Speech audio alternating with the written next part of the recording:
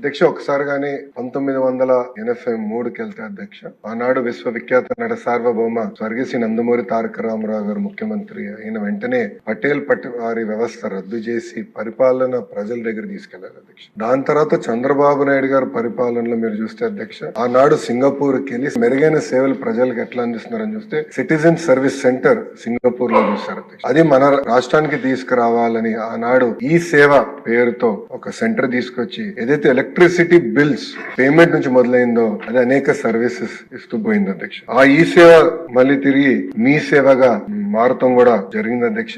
ఆ తరుణంలో కూడా చంద్రబాబు నాయుడు గారు ఎప్పుడు ప్రజల వద్దకు పాలన, ప్రజల దగ్గరికి వెళ్ళాలి, ప్రజల సమస్యలు తెలుసుకోండి అని పదే పదే ఆనాడు గౌరవ సభ్యులందరికీ చెప్పినట్లు నేను తెలుసుకున్నాను అధ్యక్ష. అధ్యక్ష చాలా మంది రోజు స్టాన్ఫర్డ్ గురించి చెప్పారు అధ్యక్ష. నేను బలంగా నమ్మేది ఎంబీఏస్ ఫర్ ఇండియా, బట్ పాదయాత్ర భారత్ కోసం చాలా చాలా అవసరం అధ్యక్ష. ఎందుకంటే ఎంబీఏ ద్వారా టెక్నాలజీ నేను తెలుసుకున్నా గానీ ప్రజలు ఎదుర్కొన్న సమస్యలు నేను నేరుగా పాదయాత్ర ద్వారా తెలుసుకున్నా అధ్యక్ష. అధ్యక్ష ఇక్కడ ఉన్న చాలా మంది గౌరవ సభ్యులు నాతో నడిచారు అధ్యక్ష. కొంతమంది నా స్పీడ్ అందుకున్నారు, కొంతమంది నాకన్నా స్పీడ్ గా నడిచారు, కొంతమంది నాకన్నా స్లోగా నడిచారు. ఇప్పుడు అందరిని నడిపించాను అధ్యక్ష.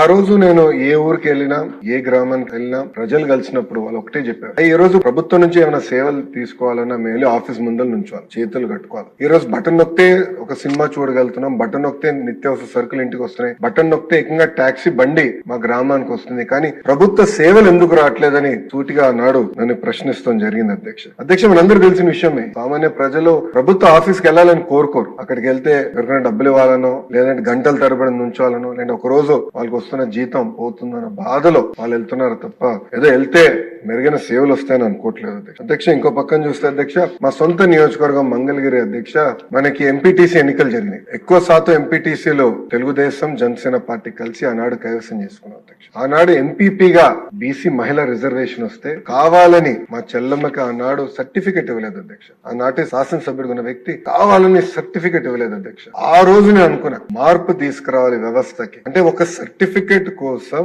ఎలా హింసిస్తున్నారు, ఎలా వేధిస్తున్నారు నేరుగా నేను ఆనాడు తెలుసుకున్నాను అధ్యక్ష.